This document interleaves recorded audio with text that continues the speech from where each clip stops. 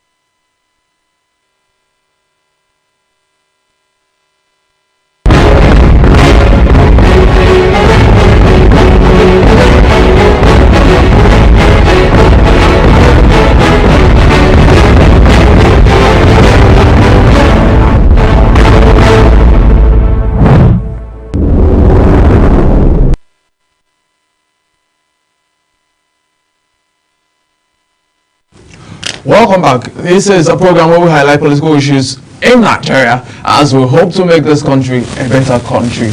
You can't really run away from politics, can you?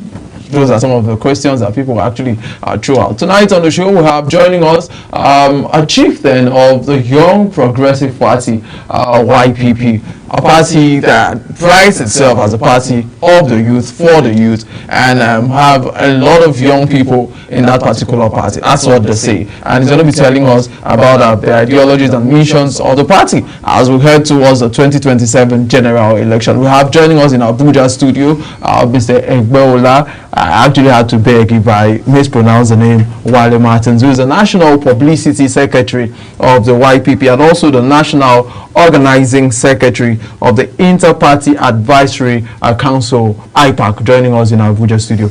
Good evening to you, Mr. Martins. Good evening. Thanks for having me. All right. How's your party doing? Let's start there. Our party is doing fine. We are moving. We are joining the conversation. We are stirring up, of course, conversations. We are trying to galvanize Nigerians to be able to clearly identify our party as an alternative. Most especially, our strength is, among the youth and also women.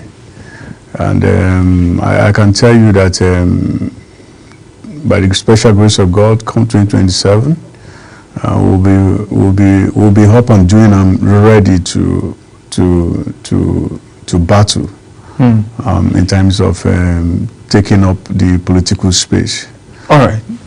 Okay, so we were expecting that in 2023, because of the name of your party, Young Progressive Party, that maybe the kind of people that jumped into the Labour Party would have preferred to jump into your party, but they decided to jump into the Labour Party. And for you, how do you feel that a lot of young people who never voted before, I covered elections and I saw people who have never voted in their lives, come out in that 2023 election and they voted, and they didn't vote for your party. As a Young Progressive Party, a chieftain of the party, were you worried that happened in 2023? No.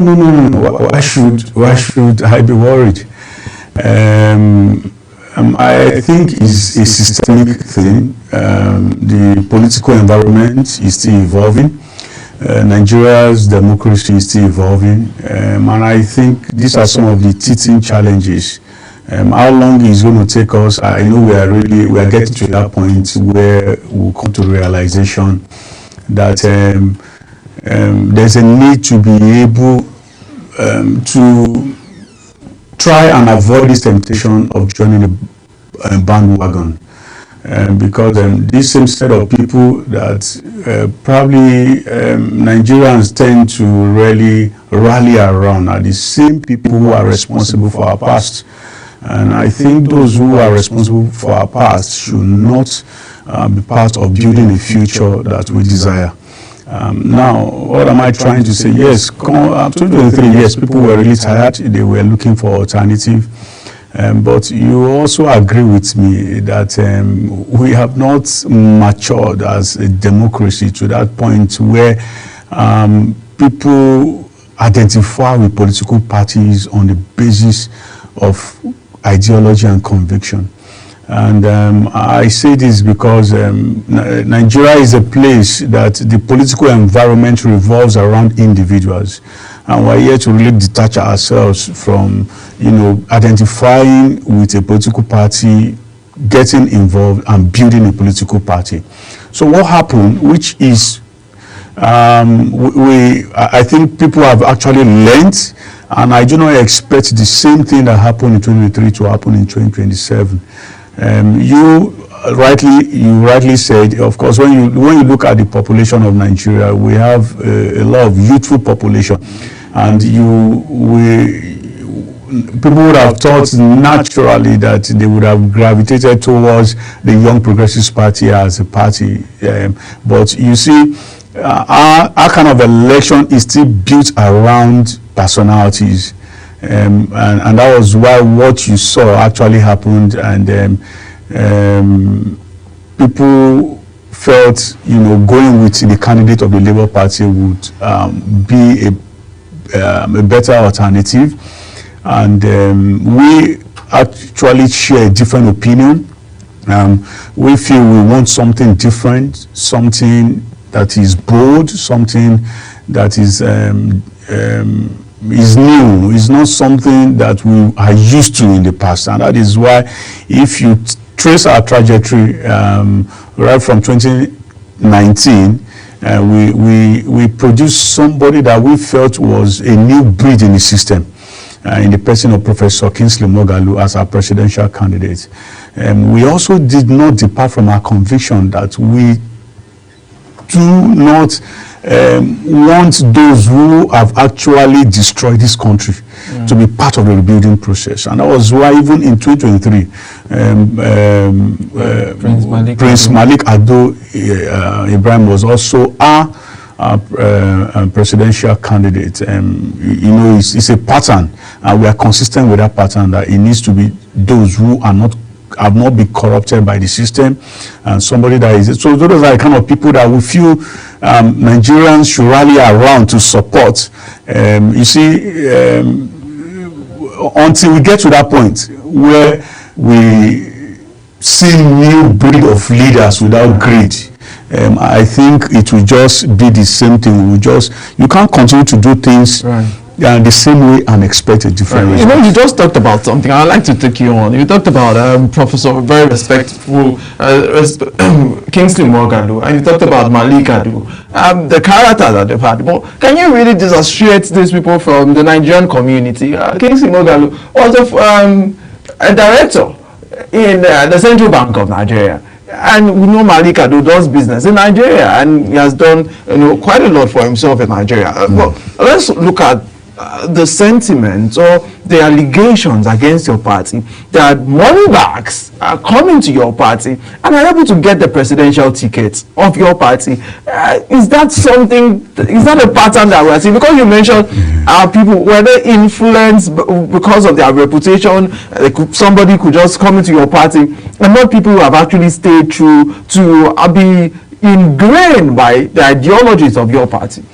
Okay, it's laughable when I want to take that was actually generated by you and not the majority of Nigerians, because if you have followed the trajectory of YPP, you would have known that it's a party that money bags, as you have said, cannot be comfortable in. Money bags are not comfortable. They can't be comfortable in the Young Progressives Party. If true to what you have said, I think facts would have shown that things would have been a lot, different in terms of, our approach. But you can see that we've been consistent with that, what we believe in. Yes, you said our party is open. It's like a church or a place of worship. You take all kinds of people, but you sieve those who take critical decisions, who take over leadership at certain levels. That is what we do. Nobody will shut the door of a church or a mosque to you. You go there, you pray.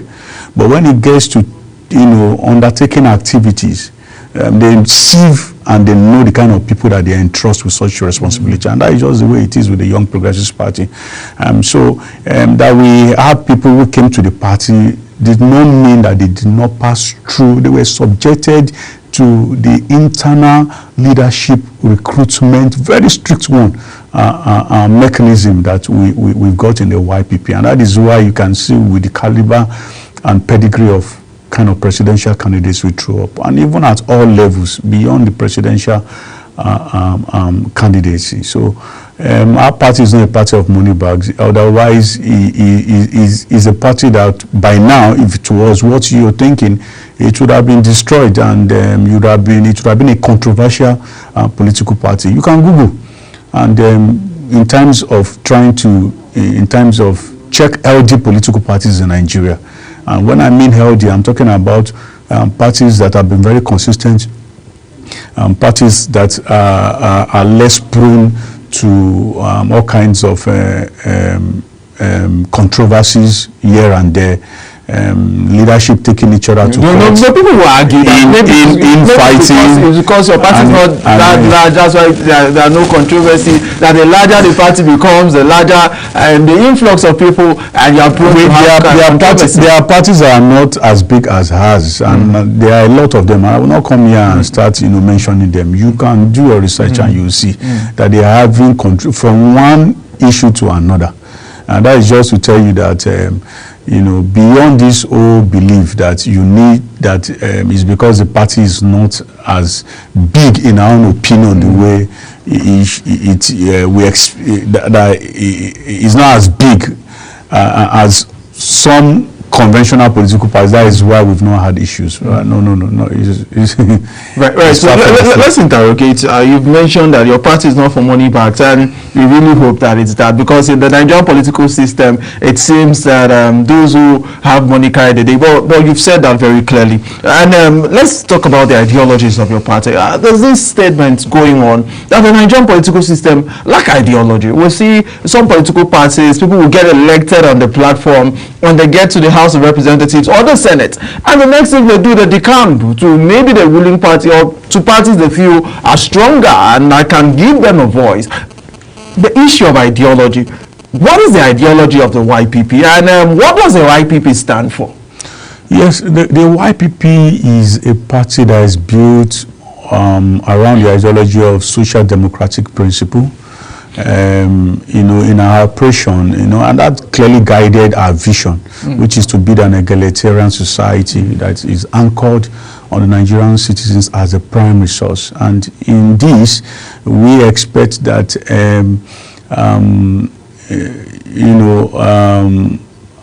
highly progressive and innovative visionary leaders will drive this process where, these leaders will be those that are without greed.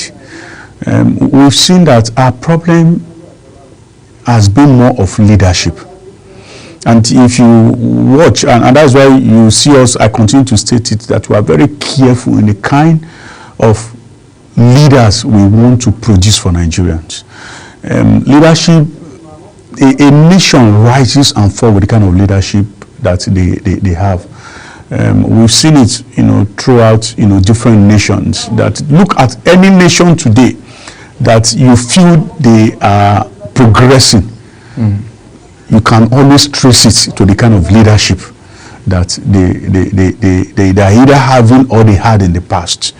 You can begin to mention, the Lee Kuan Yew of this world with Singapore, with what he did with Singapore. You can mention even the early founding fathers of Nigeria and what they were able to achieve at the early stage of our independence.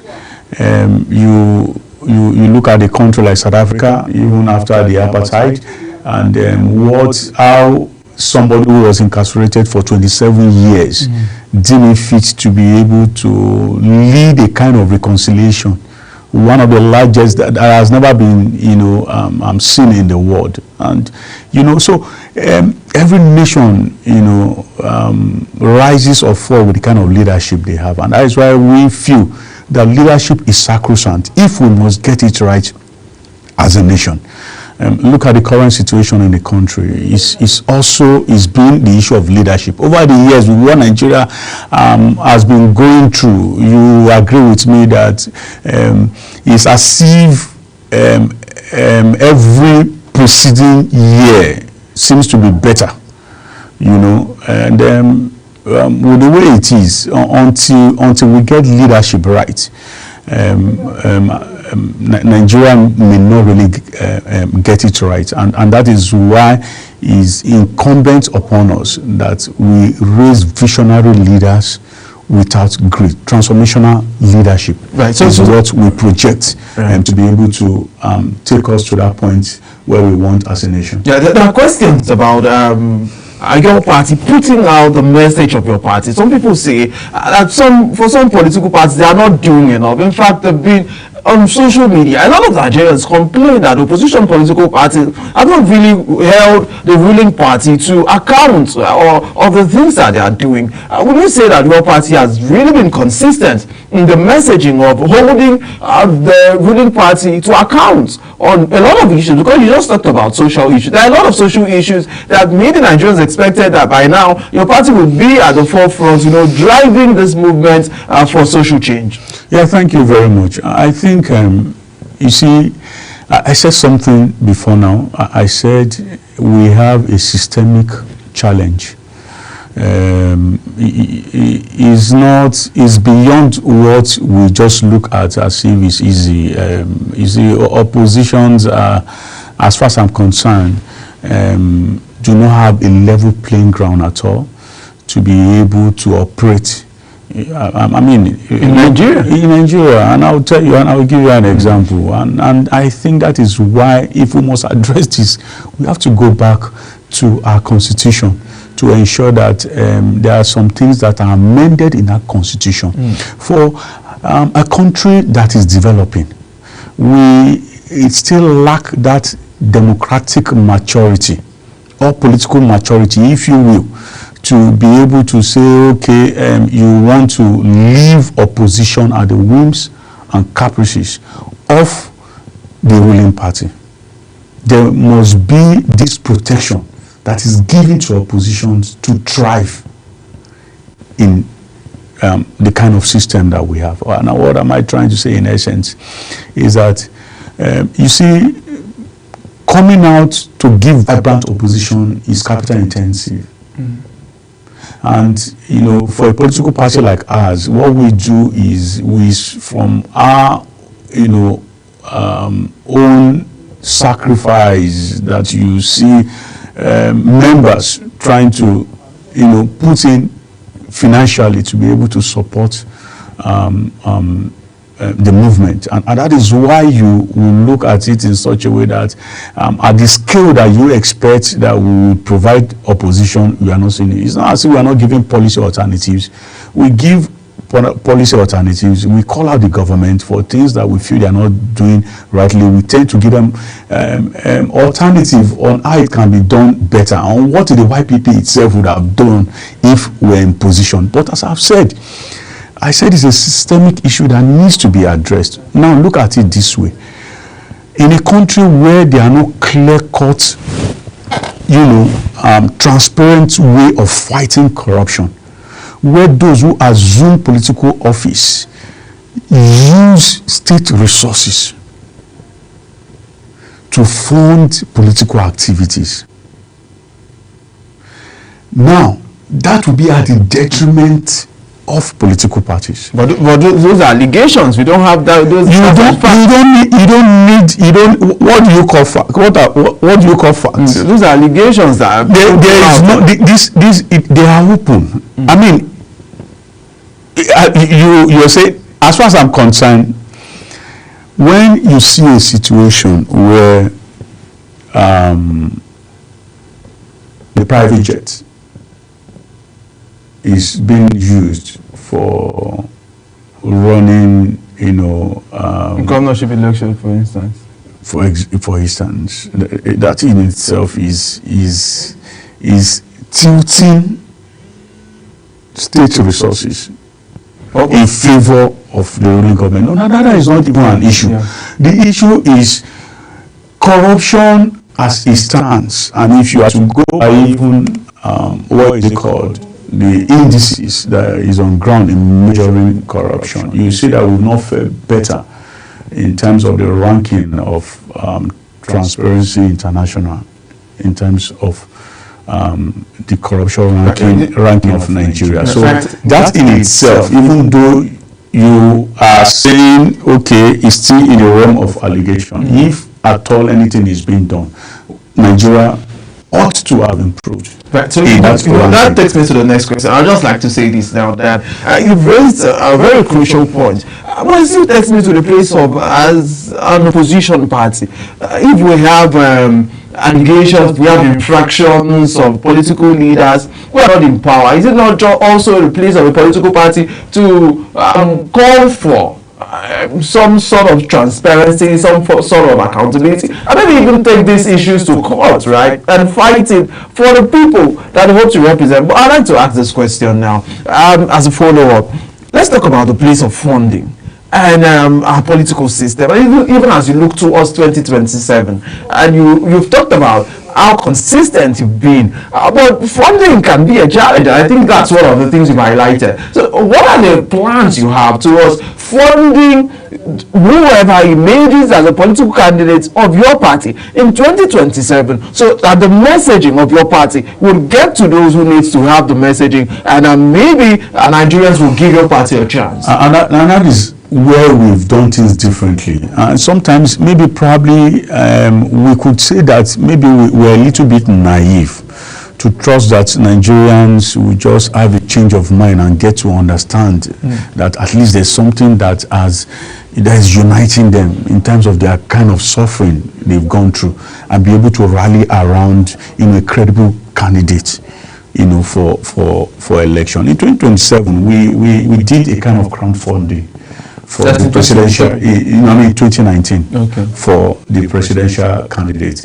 And in 2023, yes, maybe because of the pedigree of the candidates we had, we were not able to, galvanize much in terms of crowdfunding to be able to support the presidential candidacy of the then presidential candidates. But I'll tell you for free that Nigerians have been pauperized. The political elites have been able to build this twin policy of using ignorance and poverty, as a weapon, against the Nigerian masses. And what am I trying to say is that when Nigerians are hungry, when Nigerians are living in abject poverty, you've taking away that right for them to be able to make a choice, out of good conscience.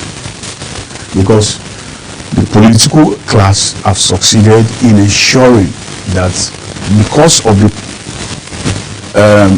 twin weapon of ignorance and poverty that they've been able to build, at the day of election, you are just giving money to be able to buy your votes. And that is one of the greatest challenges that we are facing in terms of our electoral system. So, but for the YPP, why we are not worried, and that is because our belief is built on this belief that we rather be among the minority that is right than to be among the majority that is wrong. Because that minority will one day become the majority. All right, Honorable, I still have questions to ask, but let's go for a short break. Questions like, do we think that we need the many numbers of political parties we have in Nigeria? Because there are conversations about maybe just having 2-3 political parties that are stronger in number and all of that. But that will be after I will come back for this break. Let's go for this short break. This is still Big Talk. My name is Upon Musoro, and we have the National Publicity Secretary of the Young Progressive Parties, Mr. Wale Martins, who's with us in the studio as we talk about the plans of his party, the YPP, for 2027. Let's go for this break.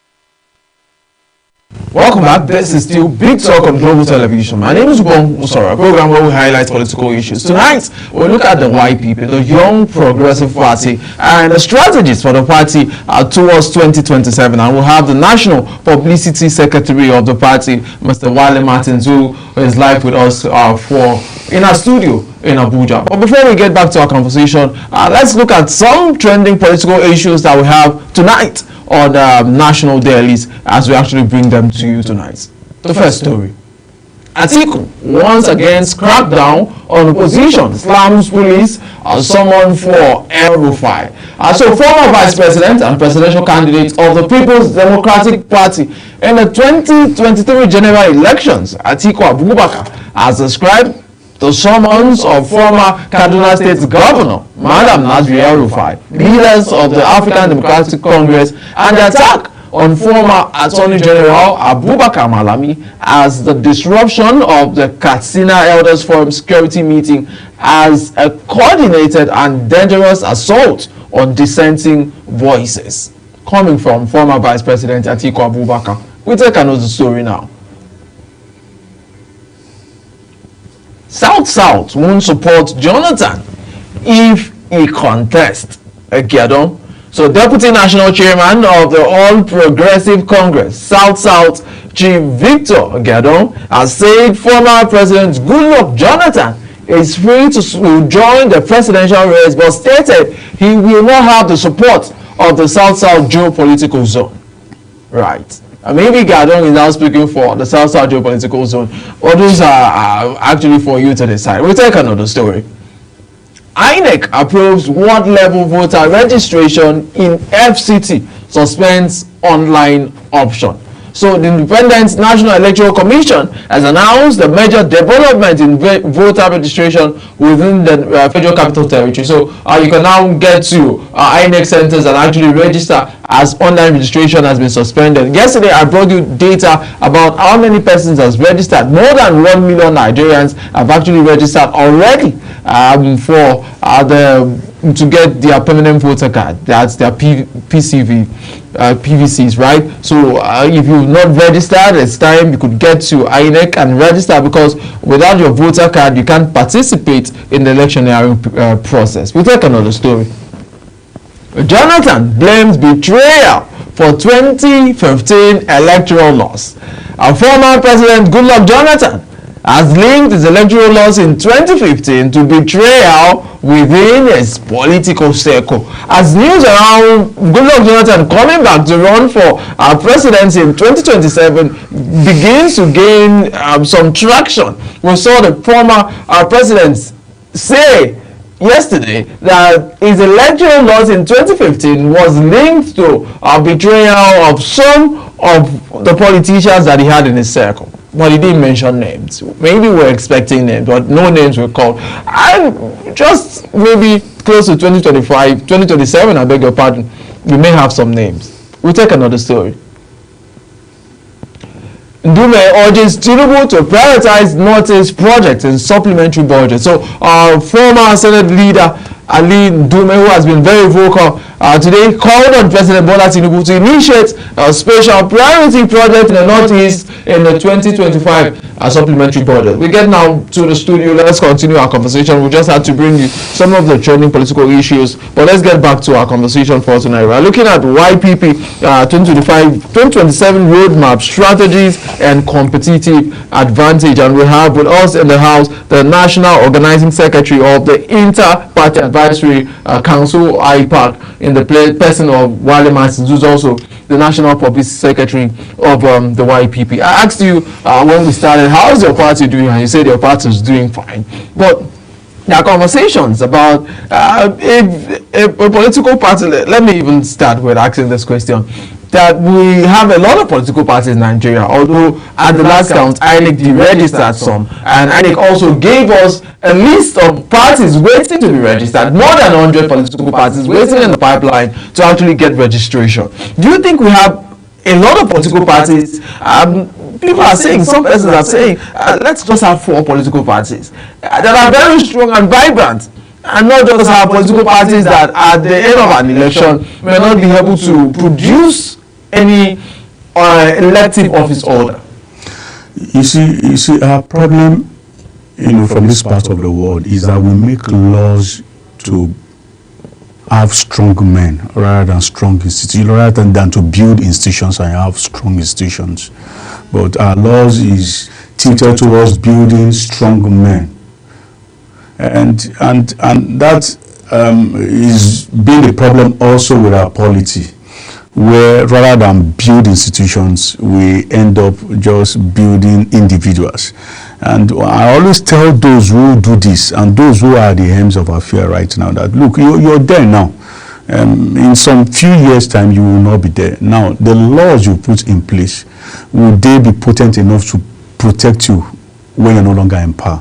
So that's why we've got to be visionary to be able to make laws that protect every citizen, irrespective of your ethnicity, your religion, or your creed. Whatever you believe in is immaterial, but the Constitution is able to protect you. In the same way, when you look at the political parties, I think people, in fact, that in itself is what is called democracy, freedom of association. So, I mean, you could have different at any level, but let there be laws that regulate and give standards of operation. Now, in the United States of America, that people tend to cite as an example, they have more than 2 political parties, but there are 2 dominant political parties. But there are several political parties operating at, the component levels, and some of these political parties just stand for something. It could be for climate change. It could be for any kind of ideology that they believe that, and at that level they are operating, and those who believe, such people should not be shut out. Not everybody will believe in the ideology of the so-called, even if you end up having 4 political parties, you still have some people who do not believe in the ideology of those 4 political parties. You should be able to give them alternatives. And that is where it comes. That is what democracy is all about. So I am of the opinion, and part of the suggestion that we gave in this ongoing electoral registration. Ongoing electoral reform that is going. Is that we said, look, political parties should be given that privilege. Let everybody have their this thing. But please, not all political parties should contest for presidential at the presidential level. You should be able to meet certain criteria for you to be able to contest either at the level of the presidency or at the level of the governorship. So if you put those measures in place, then you see very strong political parties whose only position will be to contest at the local level, which is the local government level. I don't want to prove a point. And once they're able to win at that level and able to do something different, now that gives them that mandate to be able to contest at another level. And we feel that will work for a country like Nigeria that is still evolving politically and not shutting out, people of different beliefs. So that I'm asking now, just to follow up to that question. We saw in 2023, you had a candidate that won senatorial elections, God bless his soul, late Ifeanyi Ubah. And people thought about it, that he maybe had become the leader of your party. Maybe you want to walk me through how you choose leadership in the party, because for some political parties, the highest political office holder automatically becomes the leader of your party. Is it the same thing with the YPP? Yeah, of course. For anybody that's got the capacity to be able to win elections, I mean, why not? A certain level of responsibility has been bestowed on them in terms of leadership. So why should they not assume even at the level of the political party? But of course, in terms of national leadership in the YPP is quite different from that of other political parties. There are some specific responsibilities and rights that is bestowed on such national leader. That you are a national leader does not mean you hijack the political party or you have a say. I mean, your word is law, or whatever you believe overrides the collective. No, you are just, like every other individual in the leadership rank of the political party. And then you also have a right to also give suggestions and also lobby within the leadership of the party to be able to reach a consensus. So, of course, He was, because he was in the Senate, and that was the highest this thing that we won. So. All right, so looking into the future now, although he decamped before he actually left your party. Of course, it's freedom of, and that is what we stand for. You know, just as I said a political party is like a church. It's free entry, free exit. So where is the place of the ideology? Where is the place of standing for something? That is where I have gone to say, look, we are still evolving. You know, you said something which I didn't quite answer that question in terms of party not having ideology. And I laugh, it's just a joke, by the way, that not even having ideology in itself is an ideology. Yes, ideology means simply you standing for something, right? My belief could be that I don't want to have ideology. I mean, I take it as it comes. That is itself is an ideology. But that aside, there's no political party in Nigeria that does not have an ideology. But do they take that ideology? That is where we are now going to that. Are they really upholding the ideology? You understand what I'm trying to say? That would be a later conversation, because there are circumstances within this whole thing. Why are they not making it? Because we have also made a proposal that, look, if you win any election at on the platform of any political party, if you decamp, you should automatically lose that seat without any condition. It should be unconditional. It shouldn't be when there's a crisis. They say the political party is just a vehicle. That is exactly what I am saying. So how do you now expect to build an ideological different political driven political party with such a mindset? It won't work. You know what I'm trying to say? It's like fetching water with a basket. How do you expect to stand? So we have to plug those leakages. You're not doing it because you feel opposition political parties will become strong. No, what you're trying to do is to build that political culture that will mature to some of the advanced democracies that we are seeing today. Right. So I'd like to ask a question now. There's this movement going on. I know you might have heard of this political party, the ADC, the African Democratic Congress, where we had the likes of former vice president of the opposition movement, Atiku Abubakar. He was in the PDP, an opposition party. We've seen him move into the ADC. Malam Nasir El-Rufai, opposing the current president, Ahmed Tinubu, has moved into the ADC. And even former Senate President David Mark and the rest of other people who are opposing this government seem to be moving into the ADC. And people have asked, maybe the ADC may be considering a major, like we had prior to 2015. 2014, we saw the APC, as we have it today, get that registration, and the rest is history. Will your party be part of a major? Maybe if there's a major along the way, the ADC may be looking at opposition parties coming together. Will your party be part of that movement? No, we are open to alliances that are progressive, that are people driven, not merger. The white people will not merge with any political party. No, not merge with the ADC. We will not merge. Merging is different. That's when you are saying on national television. Yes, the white people, you take it to the bank. I happen to be one of the founding fathers of the Young Progressive Party, and I'm telling you, so anything I'm telling you is authoritative. That is what the party stands for. We will not merge. There's something that made the party to be formed in the first place. You understand? So, and that is why when you begin to talk about it, I said no. There are still some political parties who still have this conviction in what they stand for. However, if there are alliances that are for the masses, for the interest of the masses, we'll be willing for such an alliance, but not joining a bunch of disgruntled elements who are either they are pursuing vendetta, or probably the same set of people who, even while they were given opportunity in the past, didn't do anything different. So that's why I say we will not be part of those who were responsible for our past. You can't expect such people to want to build a future we seek. However, it's not as if they are not relevant. They are also relevant in terms of disrupting the system. You will need them. But such people should not be given leadership positions. So, but if you're coming to the white people, you accept them as members. I've told you our doors are open. I mean, I'm saying that it's only Kovika. I'm not is open, is like I've just said, it's like a church or a mosque. You can come into the party. However, you have to abide by the tenets. Right. So there's also discussions that it seems the ruling party may have its agents, or what people call we have some people who are in opposition that are working for a ruling party. Have you heard something like that in your party? It is normal in political dynamics. You want to say you want to weaken oppositions, you want to disrupt oppositions. It's normal. I mean, that is their own political tactics, and in their own small mind, they believe they will be in power forever. No, you won't. You won't.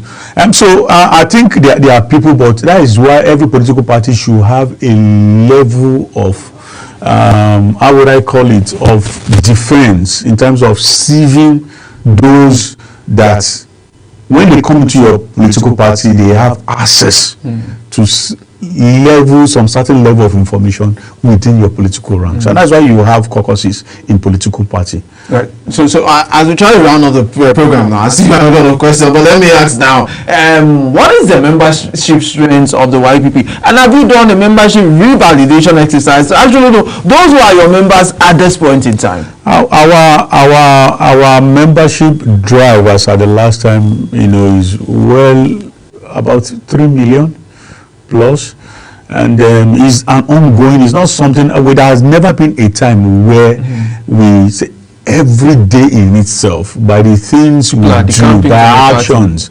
is ongoing political engagement for us to get people into our party. Right now in Anambra, thousands of people are moving en masse into the YPP on account of the governorship candidate who is actually contesting support Chukwuma, of the YPP. So that in itself is galvanizing a lot of people. So we keep bringing traction. So we keep having a political movement. People move from the PDP to the Labour Party to the ADC to the Labour and whatever, and it's move to the YPP. You keep on having it as long as your laws are weak, as long as the laws are not empowering political parties to be independent. And I've just said it that we have laws that give room for people to decamp, and there are no consequences. But the time you start having consequences, whereby when you decamp from a platform, you have won election, you cannot contest until probably the next election cycle. You see that people will get, and it should be unconditional.